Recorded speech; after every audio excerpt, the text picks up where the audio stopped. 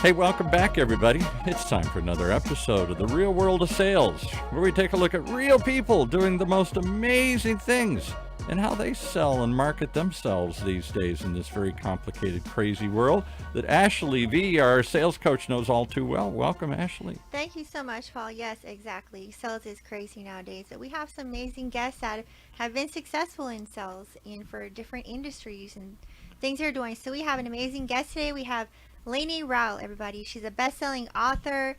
She's an international keynote speaker.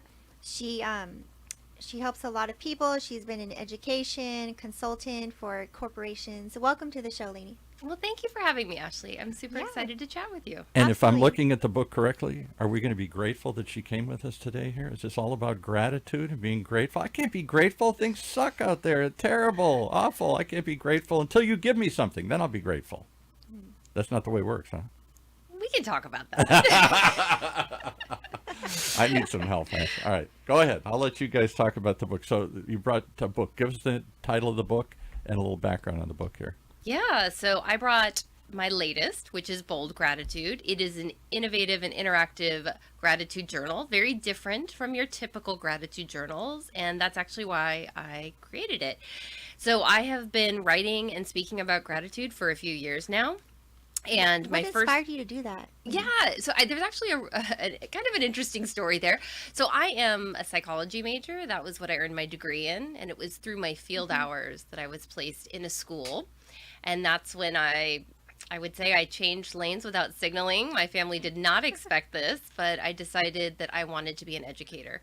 So I went on to do postgraduate work in education. And really, it's always been a through line that I want to make sure we're thriving. What can I do to meet the needs of each of my learners, each of the colleagues that I work with? Were you like a teacher? Yeah, I was a classroom teacher for years. Okay, that's great. Like elementary school? Elementary. Well, I actually taught kinder, then sixth grade, and then first grade, and then I looped a group to second grade. So I kind of jumped that's around cute. and from the real littles to the adolescents. So I got a Yeah. wide range. It's like real different.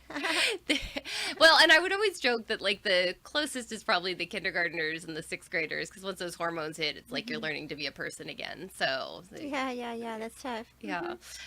But I really just have always been fascinated with how can we thrive and flourish and live our best lives. And so I've done that as an Right. educator.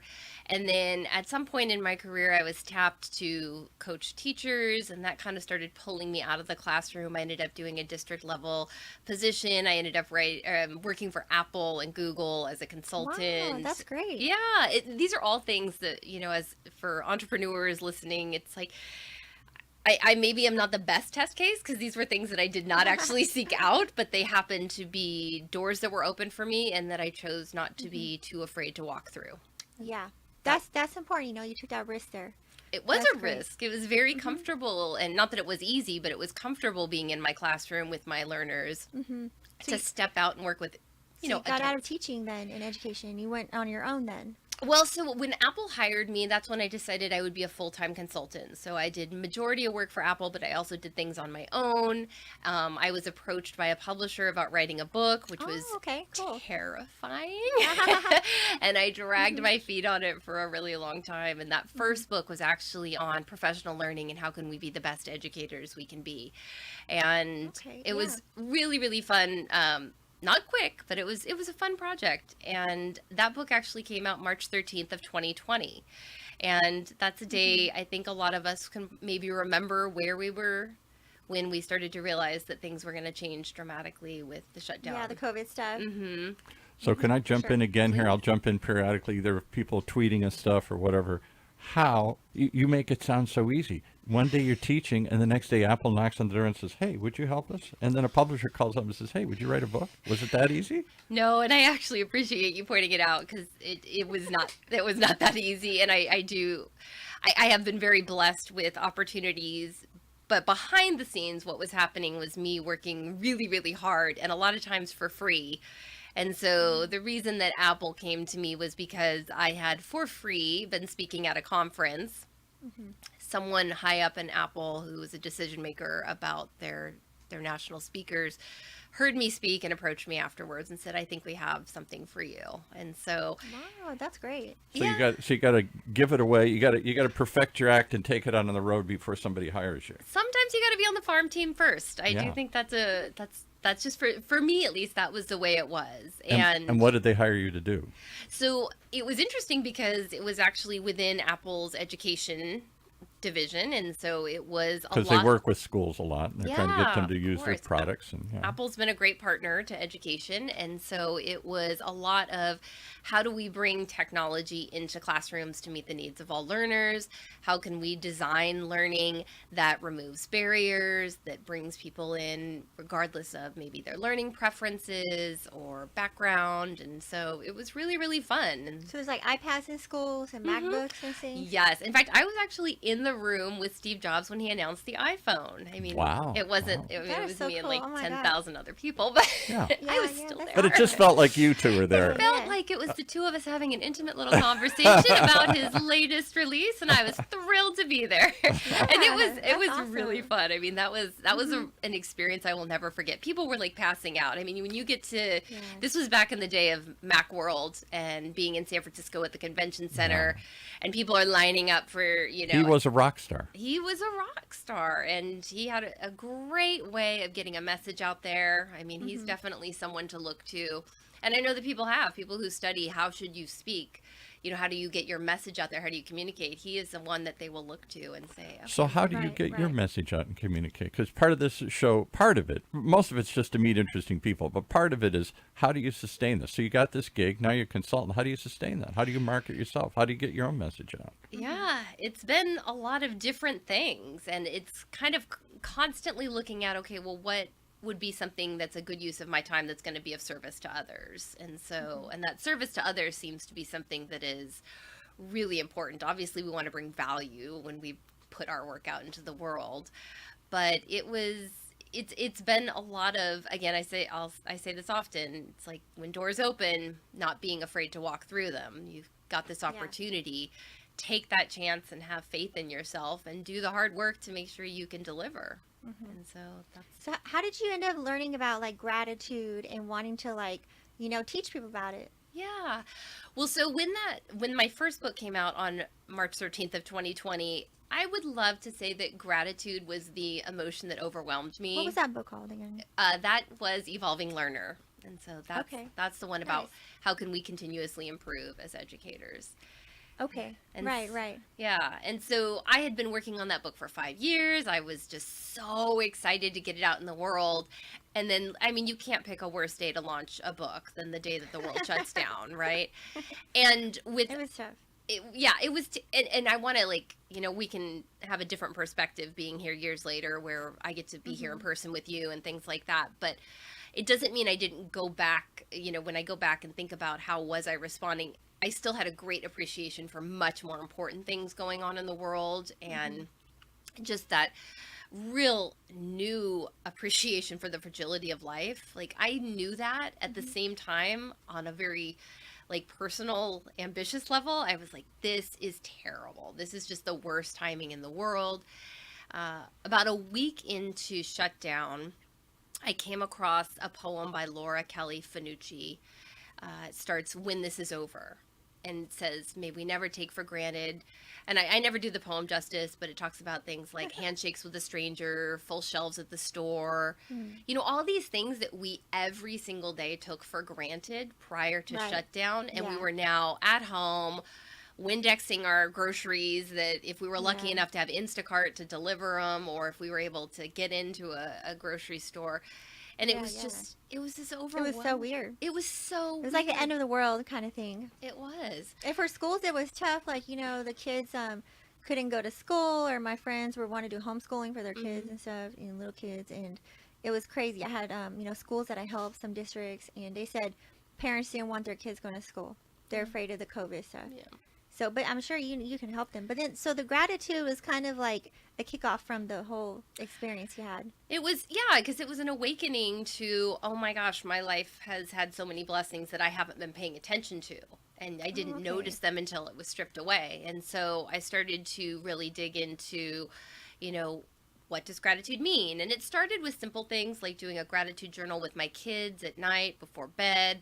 Yeah, it's tough. We're not in school with our friends. And, I was supposed to be on a book tour that just got canceled, along with, not only being as a consultant author, like 100% of my income was wiped away because. Yeah, that's really tough. Definitely the businesses. Like, Yeah. every business got hit. Yeah. So it was an opportunity to go, okay, we're going to do this gratitude journal at night, and we're just going to be thinking about what do we get to do. We're going to really notice what is good in our life, even in this really difficult and tragic situation. Yeah.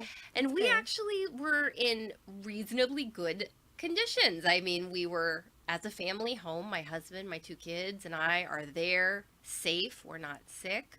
We have a good supply of paper products, so we're not in trouble there. And we had, I have friends who lived in New York that couldn't even get Instacart, and Yeah. we're actually struggling to get food, like going to neighbors, do you have anything to spare? So there Wow. was an opportunity to really think about, like, what are we grateful for? What do we have? And to really notice. And then when I started to dig in deeper to the science of gratitude, which is like 2 to 3 decades old, we've got about 25 plus years of the scientists actually going to look at what does gratitude do for humans to flourish.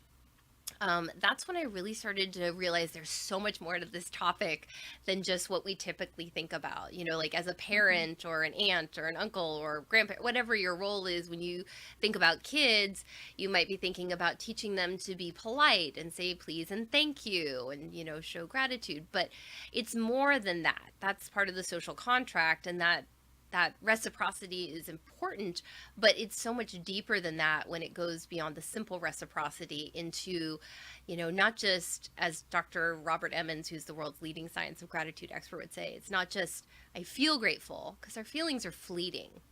It's not just I feel grateful, it's I am grateful. I have a grateful disposition. I like that. That's This good. is who I am. I think a lot of times people are just so negative, focusing on things going wrong. They're not grateful, like you said, just being alive and not being sick, and during COVID not having, the breathing problems and things. It's like people in that moment, and even now it's like kind of continue, like you just had to stop and pause and really think about things, because a lot of times people are busy, they don't care, or they're just always wanting things, always wanting more, like new car, new clothes and jewelry and golds and this and that, all this garbage, and then you're gonna be dead one day and it won't matter. So Yeah.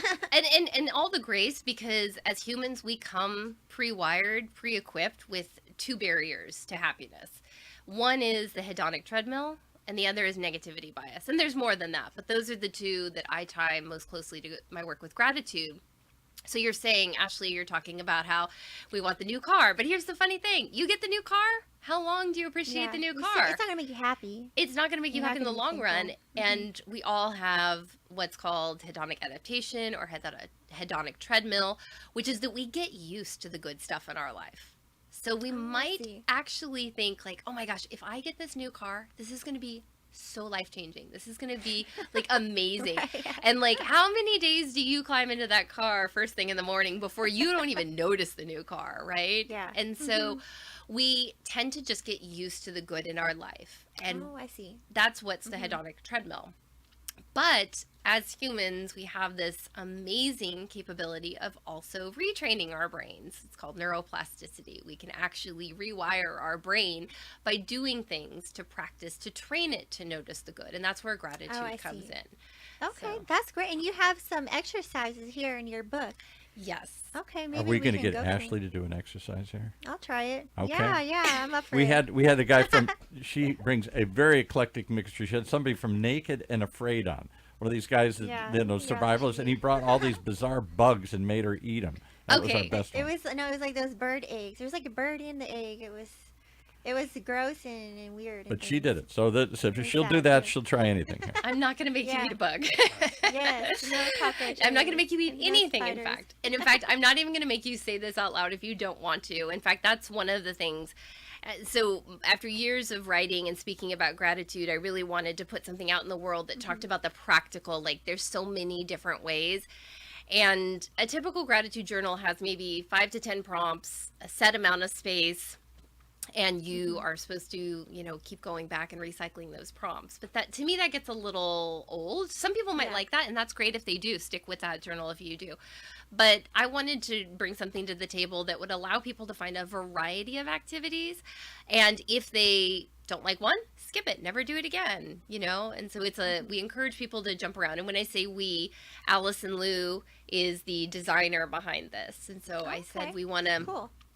make this feel really, really flexible. We want it to feel innovative and engaging, and you help me make it that You way. guys are psychologists. You do psychology. So she's a creative and an entrepreneur, and so Okay. Nice. she's amazing. Her work has been featured on Today's Show. She's just a brilliant. Oh. I don't Yeah, even that's have so good. I don't even have enough words to describe how amazing Allison Liu is, Okay. and so. Well, we're so glad you guys have this amazing book for everyone. Yeah. Well, okay. So I will say that Here we go, Ashley. Ashley's trying Yeah. to defer it. Okay. She's trying to get you to... I'm a little nervous. I'm not going to forget. I've got it open to the page. She was and like ready. everything. Okay, well, thank you. Well, go buy the book. No, we're going to do the exercise first here. So let me just say that there are, like I said, a ton of science-based, evidence-based practices in here. This one I learned about from UC Berkeley's Greater Good Science Center, and I call it What If, but you could call it mental subtraction, counterfactual thinking. So I'm going to take you through it, and if you're comfortable saying out loud, you can, but it's okay if you just listen, and for those who are watching or listening, they could just pause and do it for themselves. You got like 5 minutes here. Okay, All right, so there we go. yeah. So I want you to think of someone really important in your life. They're currently in your life, okay? Okay. And so you can write the name down, say the name, or just keep it in your head. It's okay. Okay, I got it. You got the person? Yeah. Okay, great. Now I want you to rewind. Like, think of like your relationship like it's tape, and you're going to rewind to go back to when they first came into your life. Okay? Okay. You can see that picture in your head, like the meeting, or if you mom, you might not remember it, but all Yeah. right. Mm-hmm. Now I want you to imagine that this person is not in your life. They have been removed from your life. Okay? Okay. Now I want you to think about what are some of the amazing experiences and opportunities that would not have happened because this person is not in your life. So you think Yeah. about it as a sliding That's glass. heavy. That's heavy. Yeah. Mhm. Mm-hmm. I see. Yeah. I'm thinking about somebody, a family member, Mhm. one of my cousins, Okay. and we had a similar type of experience. And we were close, and then we weren't, but now we're close again. So it was kind of similar. So if you have time, you don't have to do it right now because I know we only have so much time, but like really write out all the things in your life that are because of this person and this relationship. Like really get as close to thinking about it. And then, I mean, like, what are the warm fuzzies and all of that fun stuff? And so then you do the mental subtraction part. Now imagine if these parts of your life were gone. This person's gone, these things are gone. What does your life look like? And then after you've had time to really lean into that, you get to remind yourself this person is actually a part of your life. And you get to Okay. have all of these benefits. So it's like you didn't meet them at all, and then now you do? Like, just Or now you- they're back in your life. Remind Yeah. yourself they're in your life. Okay. Okay. And so think about all the blessings. And then I would encourage you to, see. whether it's a text message, we don't need the fancy, a lot of people get hung up on a fancy note card to say thank you. We don't need the fancy greeting card. Send a quick text or send something to that person just to say, like, you mean something in my life. Here's the value you've brought into my life. You know what this reminds me of? And I'm going to date myself, but I'm of an older generation than both of you here. The famous movie, It's a Wonderful Life. Yeah. And That's it's a all good about one. he's Yeah. ready to kill himself. My life means nothing. This is horrible.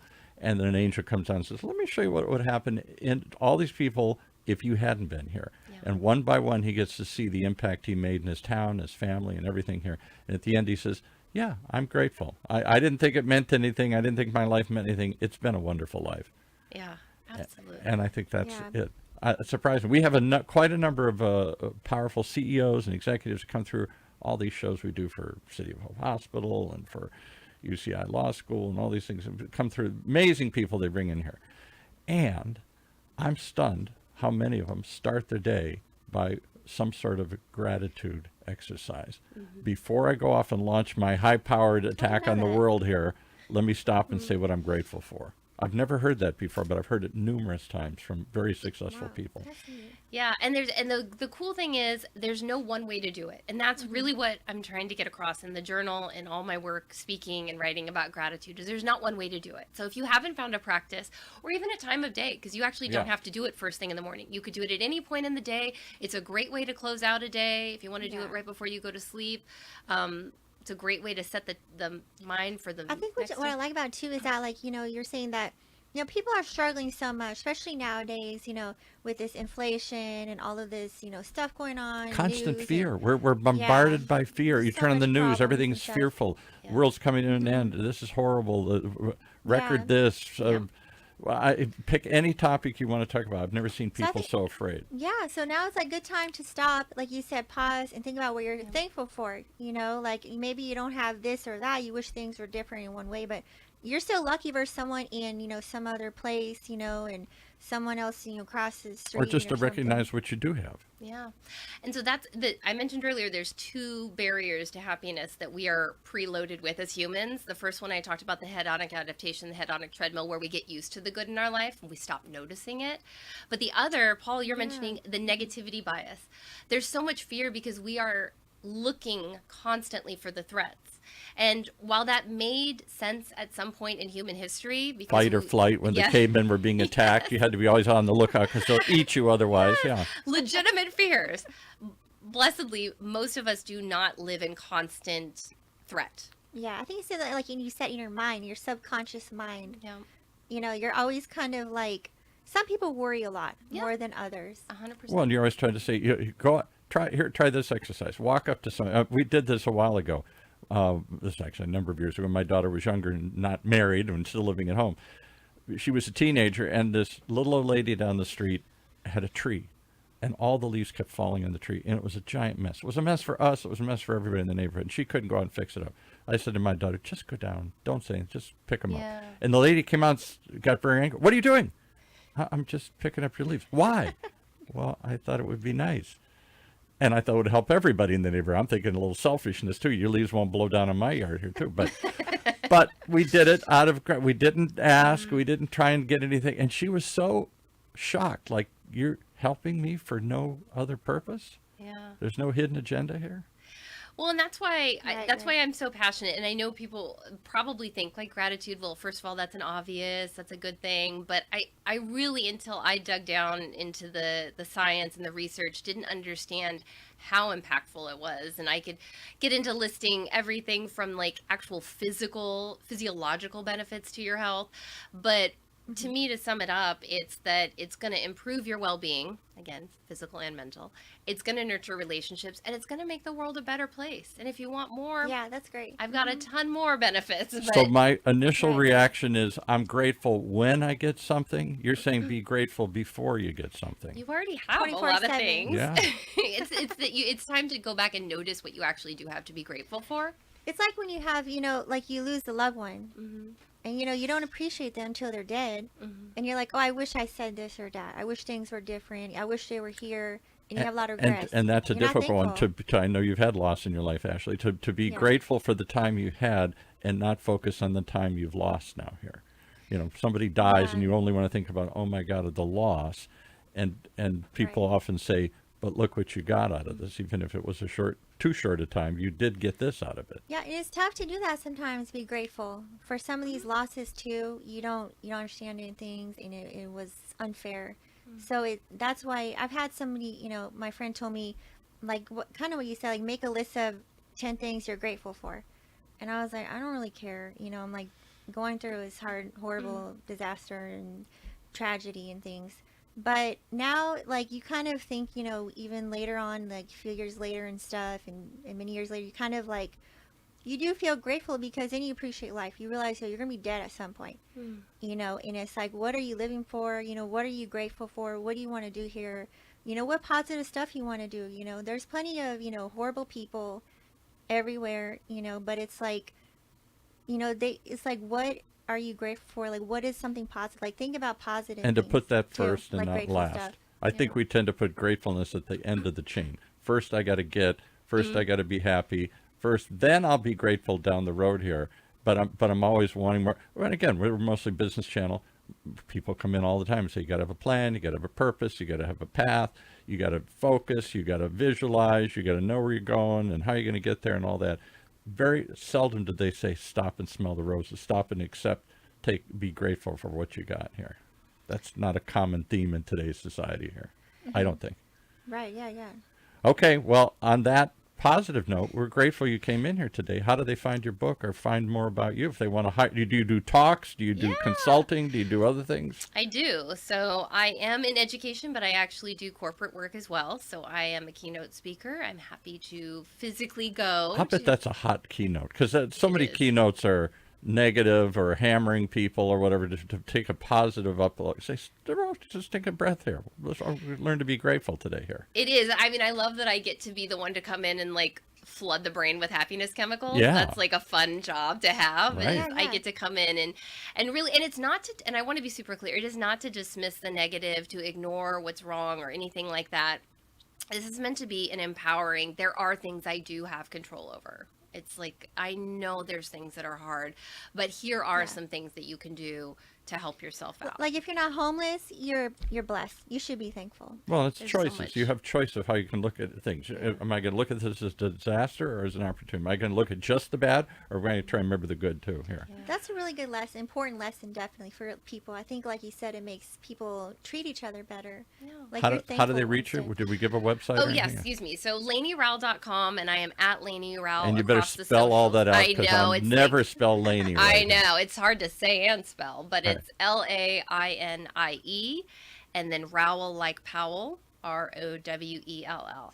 And then Bold Gratitude is available everywhere you get your books, Amazon, Barnes & Noble, whatever independent, online bookstore you want to order through, any of those. And what a great gift. I never thought about that. Would be a kind of book you make. Some people give me books all the time, and I go, yeah, maybe I'll read it. But if something really speaks about something, maybe I should think about that. Well, and I'm so glad you mentioned that, because I don't think I've said this already, but we actually, I wrote it to be tween and above. So it was meant to be as accessible as possible. And I do know some people who have bought a copy and they pass it back and forth between their child. And so they take turns. Yeah, right. Parent to child and stuff. Yeah. Yeah, and then because Allison Liu is a creative, we made sure that there's also an art component to it if you want. So we actually have a list at the beginning that it's like, if you want to really like have a great time with some tools, get out the coloring pencils, get the gel pens, the scissors, the tape. Like, you actually are meant to bring things into the journal and also take things out of the journal and pass it out in the really cool. world. So that's kind of the part of the interactive. Bring things in, I take things see. out. Yeah. Okay, that's a really cool book. Yeah. Definitely, yeah. So it makes a great gift, and so Yeah. I usually gift it with some like transparent Post-it notes. That way, if you find an activity that you really love, you can just keep taking the transparent Post-it notes off and putting another set on, and like do that one activity as see. a million times as you want. They should Right, have right, for sure. like they have book clubs. They should have gratitude clubs, and people get together, and we could turn this into an activity here. I like that. Yeah. Okay. All right. Yeah, so that's fun. cool. That's good. All right. Thank you once Really again. important. The website is Lainie, yep. Oh, I appreciate. You're so good. Thank you. LainieRowell.com, LAINIE, and then Rowell like Powell, ROWELL. So LainieRowell.com. I'd love to connect with anyone. Thank you. Just We're some grateful time. you made it. Ashley, take us out.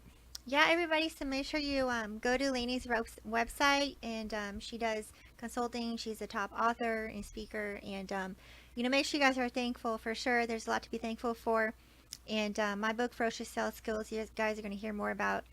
Stay tuned for probably the next episode for some more details.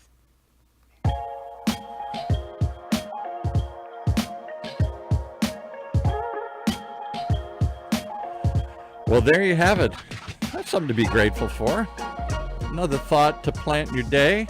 Hope you come back and listen to more as we continue to explore the real world of sales right here in Orange County's only community radio station, OC Talk Radio, streaming live from our studios here at the University of California, Irvine's Beale Applied Innovation Center.